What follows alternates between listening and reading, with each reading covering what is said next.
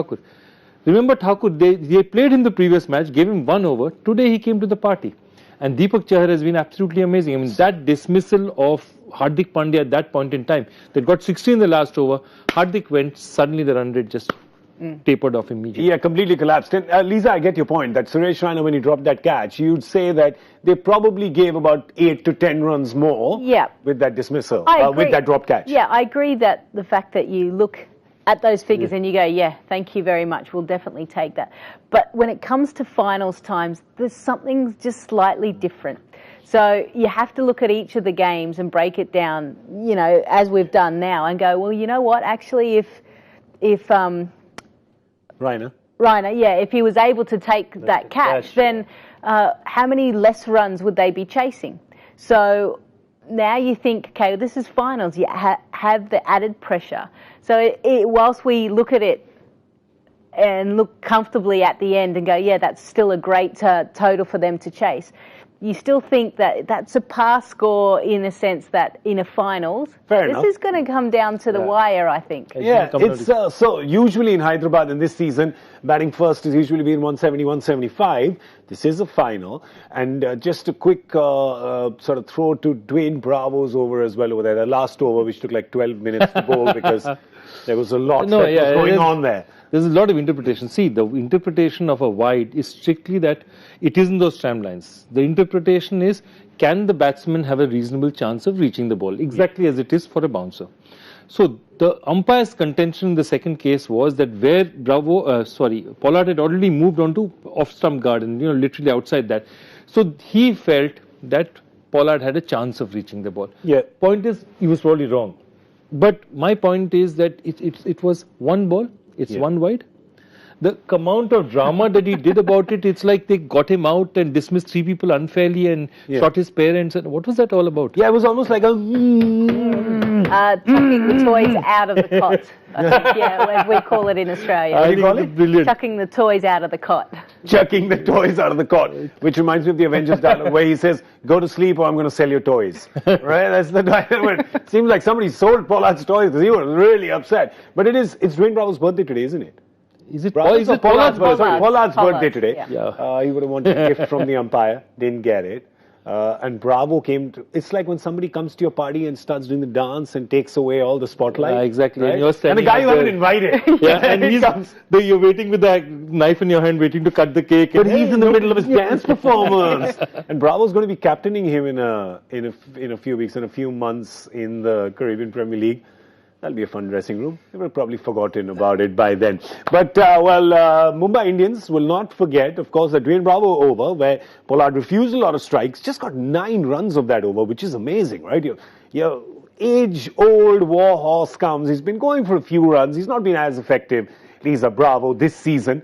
As, you know, not the bankable bowler, obviously, father time. But he comes in and he gives away just 2 boundaries in that last over to Pollard. Yeah, but I think the first ball, Pollard should have gone for the 2. Similar to what they did in the 4th ball where Mitch McClenaghan got run out at the non-strikers, and so be it. Yeah. He would have got run out 2 balls before. Correct, exactly. The danger end is a non-striker. Yeah, so it doesn't matter. They would have at least got another run, and it might have changed, and they might have scampered through. Who knows? So I thought it was a little bit too much of an ego saying, well, no, I'll take it from here. Yeah. Thank you. Like this. Yeah. Talk to the hand. Yeah. That's what he did to McClenaghan. McClenaghan pretty much reached him, high-fived and then ran back. Yeah, exactly. But the crucial over for me was not just that over. It was the over before that. Because in the 18, there were 136. And 136, you're saying 2 overs with Hardik Pandya and Pollard batting. 160, 162, I was looking good for the couch, you know. Thinking about it, you know, what I'd say to Lisa and you. And then 4 runs. Just 4 runs in that over. 2 wickets went down. Brilliant bowling. Absolutely brilliant bowling. And that's a great part of it. What you talk about CSK, when you talk about them, they're spinners. Their spinners come to the party. Their spinners do everything. Guess who's done it for them today? It's the fast bowlers. And that's the greatness of their team. I mean, knowing which pitch and which surface to do what on. And of course, he backed them and they bowled well. Yeah, that was the 3rd over was Chahar, right, who went for 20? Yeah. Right, he went for 20. He's finished his 4 overs for 26, right? That's what he's finished, right? Isn't he? 26. He's bowled 17 out of his 24 as dot balls. That's just insanity for a final. Well, and it's impressive that he comes back from bowling the 20 in that 1 over. Now, most players would just go, okay, what do I do at the top of the mark? Where do I bowl? Again. That's really funny. Just do it again, please. Just cut the close up quickly. But I think, to hold his nerve and the confidence that he has with MS Dhoni as well, to give him another over after that, just means he stands at the top of his mark going, okay, I didn't execute, I got hit. Simple as that. Now what do I need to do? And he's focused, and look at that. Yeah, now they've got 149 on the board, right? MI will not be despondent about that, right? They're going to look at history and they say, one second, we've done this before. We've defended this before. We've defended far less than this before. We can get this done. I think so too. And they, as we've always spoken, they have probably the most balanced bowling attack in the league. Yeah. Today they're playing with the extra fast bowler, which is ideal for these conditions. So they're going to, you look at it that way. Bumrah, Malinga, McClenaghan early up front. Then you have Rahul Chahar, Hardik Pandya, Krunal Pandya. 4 good medium fast bowlers, 2 spinners. They've got the ideal attack for this pitch. They'll fancy their chances. They'll just be saying, first 6, let's get to, we're in business. Yeah, and they'll also be looking at that. They'll be looking at that opening partnership and saying, "Listen, man, Watson's not really been getting runs, right? He got a reprieve in the game against Delhi Capitals. That run out that should have happened in the first over didn't happen, and they Mumbai Indians cannot let chances like that go begging. No, they can't. They have to have their best fielding performance, given that they've got a below par score. But they've also got to remember that Chennai Super Kings don't go hard. Their formula is to keep wickets in the shed. Watson and Faf du Plessis, just to take their time and get used to the conditions. I actually think the conditions are better suited to their style of batting. Yeah. I'll be interested to see how they attack the first 6 overs. But Chennai Super Kings aren't worried if they get off to a slow start because they know they catch it up as well. They always do. Their power plays on an average have been about a run a ball or just a little more. It's 40, the lowest, isn't it? In the competition? It's the lowest. Yeah. It's just a smidgen above 6. So part of that is run a ball on the power play. they've kept losing wickets also there. Where they've left. So that's one of the problems they have. But you're right. They don't go hard and they don't need to because they are what we call back-ended. That's how their game. Let's look at their batting. Let's look at their batting lineup right now. And the reason why they don't go fast, I think, is also because of just the wealth of experience that they have, right? Where none of these guys will panic, Lisa. There's no panickers here, right? That's why you like Dad's army. Yeah. Dad don't panic. Yeah, because they've been around the blocks a couple of times. So they've been in, all of these guys have been in these type of situations over a dozen times, whether it be for franchises, whether it be for their country, whether it be for World Cups, Test match, end of series. They've all done it. So they know how to cope with this pressure and they trust them.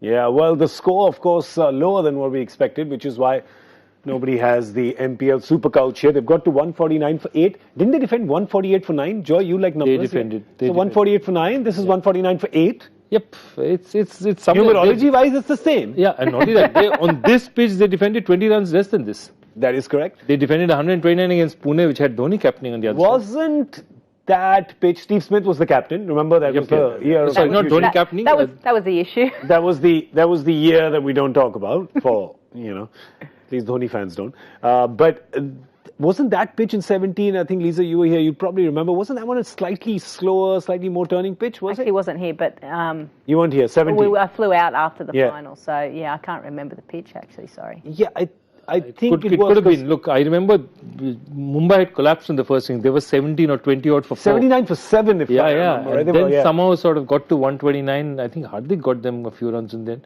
But that's the thing. Anything can happen. It's a big final. The only advantage I'd say this current CSK team has over that team is lots of experience. So if they get out it, they want, if you looked at Mumbai, there was a period when Surya Kumar and Nishan was batting and you were wondering whether these guys have the experience to steer them through because it's a big final. I think that's not going to be a worry. Your dad's army can collapse on the field, make mistakes, but they know how to chase this target, Yeah. In terms of how to break it down, these guys are very experienced. Yeah, so that's not going to happen. So now, in the final, very difficult question for me to ask Lisa and Joy at this point in time, is advantage who at halftime? I'm going to stick with Chennai Super Kings. Chennai, do you want to? I'll make it easy for you. Do you want to go 60-40? You want to go 80-20? No, I'm just going to go 100. You're going to go 100-0. Look at you. Look at her. She's not having that problem. There's no shaky hand problem here. It's like straight in. What do you say? Professor Saab. I will at this point in time. I'll still go with Chennai. Yeah. I'm not as sure as she is. I think it's an 80% chance, but I'll still go with Chennai. 80-20. So giving 20 to MI. Because it's a decent. They've got the total on the board. They've got a really good bowling attack. Yeah, they've got a good bowling attack. Remember that stat. 3 wickets in the power play, and the team chasing cannot win. About 85% of the time. Yeah. 85. He's just gone. They just can't win. They just can't win. It's 85. You put a final into that, then that 15 gets covered up. Right? I mean, listen, when I got 85% in school, my family celebrated like it was 110. So please, forgive me. All right, well, that's all we have time for right now. We're going to see you at the end of the 10th over on MPL Presents Crick Buzz Combox. Right now, we're going to go and see if there's any more drama. Normally isn't when CSK is batting, but hey, you never know.